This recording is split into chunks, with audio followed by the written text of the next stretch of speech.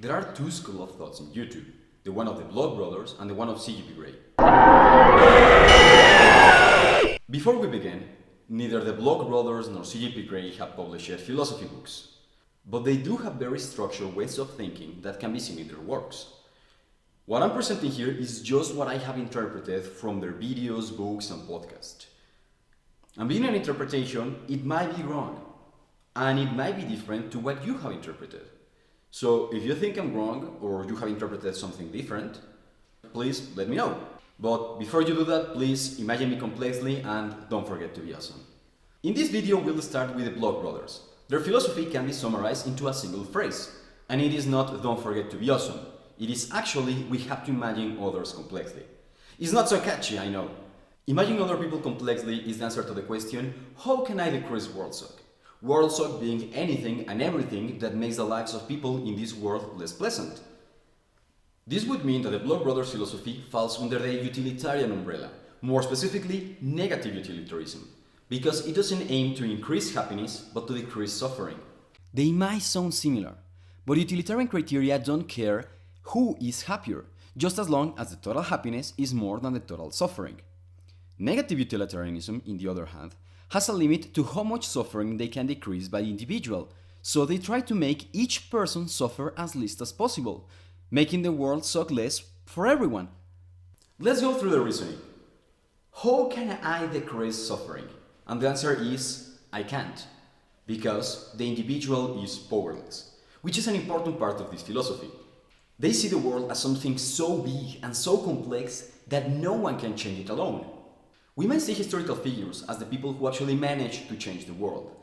But in fact, this philosophy would argue that historical trends are like waves in an ocean, and we are like surfers. Some people manage to catch the wave, and they might look very important, but the wave will reach the beach with or without them. You can see this way of thinking in Crash Course History, where they always downplay the individuals and instead focus on the trends. The death of Kennedy is only a footnote in one of their US history videos. Let's go back to the decreasing Worldsuck. I can't do it. You can't do it. And no one can do it. But we may be able to do it. Because teamwork is the only thing that can influence the world. Only when people decide together on common goals, they can influence, if not change, the world. Now, the Vlogbrothers will never pressure anyone, saying that they must help a charity or that they must organize to help their community. Instead, they preach with example. Not only is their charity called the Foundation to Decrease Worldsuck, but with it, they started the Project for Awesome, whose goal is to promote other charities, which are nothing but people working together to decrease Worldsuck. Their channel, Crash Course, is also a consequence of this reasoning. Because science is a very specific kind of teamwork that aims to understand the universe, but crucially, also to use that knowledge to decrease Worldsuck. From this perspective, knowledge is not just useful, but necessary. The more people understand how the universe works, the less it'll suck. To put an example, the more people understand how bacteria spread, the less they will, because people will be careful. And so, making educational videos is a great way to decrease Worldsuck.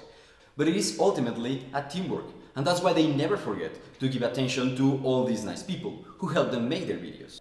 The problem is that when we manage to be part of a group with goals to decrease Worldsuck, we often find an opposing group with goals so different that we wonder how can't they see that they are actually increasing Worldsuck. Worse still, we sometimes find groups whose goal is to decrease Worldsuck for some people by increasing it a lot for others. And this sucks. In this situation, both groups ask the same question. Why can't they see that they are wrong?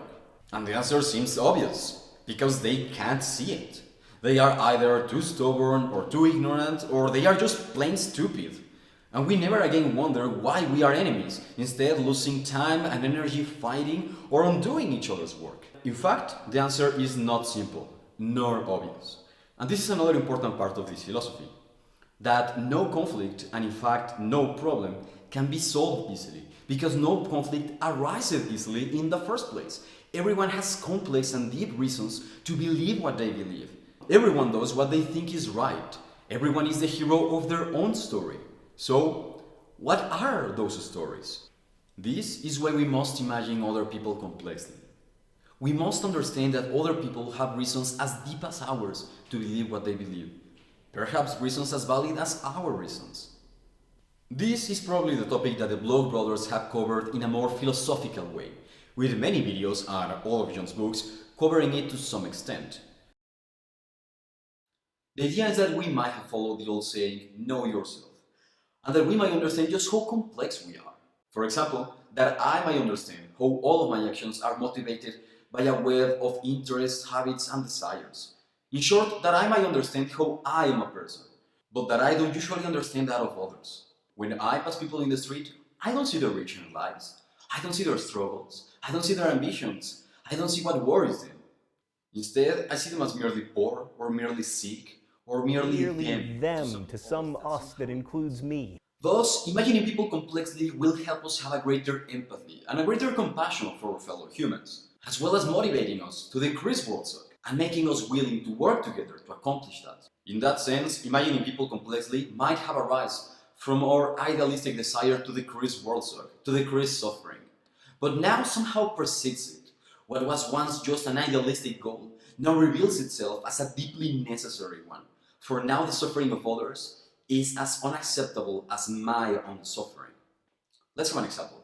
Imagine being a Muslim, or an atheist, or a Christian, or a Jew. Imagine how it is to grow up as one of them. Imagine what would make you change what you believe to become one of them. Imagine how they see the world.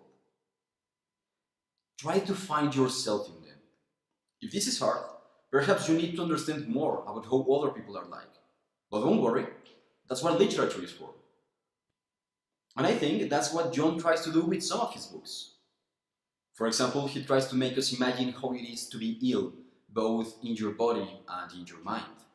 If we manage to understand a little of how other people see the world, it will be easier to find common goals, to work together, and to be friends. So what happens when we don't imagine each other complexly? Well, at best, we just ignore each other, but at worst, we can become enemies. Just look at the stereotypes some groups have of their enemies. How North Korea sees the United States, how the alt-right people see the liberals, how the British see the Irish, how the Scottish see the Scottish, how you might see the alt-right people. The first step to be enemies is that at least one side imagines the other in simple terms. Now this poses a problem. What are we to do with people like terrorists, like white supremacists? People whose whole ideology is that they won't have common ground. People who want to make other people suffer. Should we imagine them complexly too? At first it seemed as if the Vlogbrothers hadn't said much on this topic. But then I found a video called Understanding Boko Haram. In it, John reaches the conclusion that we might not be able to understand these people, but that we must know about them. Because ignoring them will just allow them to keep doing what they do. This explains why they haven't said much about it, because with most other groups, we already know about them, and all that is left is to decrease worldsuck. We are not done. There is one more important part of the Vlogbrothers philosophy. We want to decrease suffering, but what if we can't? What if despite all the help we can get, sometimes the world just sucks? John addresses this question indirectly in the Crash Course episodes about Oedipus Rex and Romeo and Juliet, both tragedies. But he addresses it more deeply in his books, specifically The Fault in Our Stars. And I don't want to get into spoilers, but luckily I don't have to. The title is pretty significant already. The Fault in Our Stars comes from a Shakespeare's quote that goes, "The fault is not in our stars, Brutus, but in us, that we are underlings." What this phrase means is that the universe, the stars, doesn't care about us, that we are responsible for our actions, and that the bad things that happen to us are our fault. But John argues that since the universe doesn't care about us, sometimes the fault really is in our stars. Sometimes bad things happen for no reason. And the universe doesn't care if we suffer, doesn't care if we have been good or evil. And despite the good intentions of the people around us, sometimes no one can help us. Sometimes the world just sucks. And then what? Well, we can still stand by each other. We can still love each other. Sometimes we can't help us not to suffer, but we can help us march through that suffering, wherever it ends. The Vlogbrothers philosophy deals with suffering and how to decrease it. They say that to decrease suffering, we must work together. That to work together, we must imagine each other complexly. And that there is suffering that we cannot reduce, but we can endure it together. Thanks a lot for watching. If you like that, please subscribe and leave a like. And if you want more, stay tuned, because next we're going to cover the philosophy of CGP Grey. Wait. And what's the deal with don't forget to be awesome? Well, that comes from the Thomas Aquinas theory of divine command. God is awesome, and He made you, so you are awesome. It's just important that you don't forget to be awesome.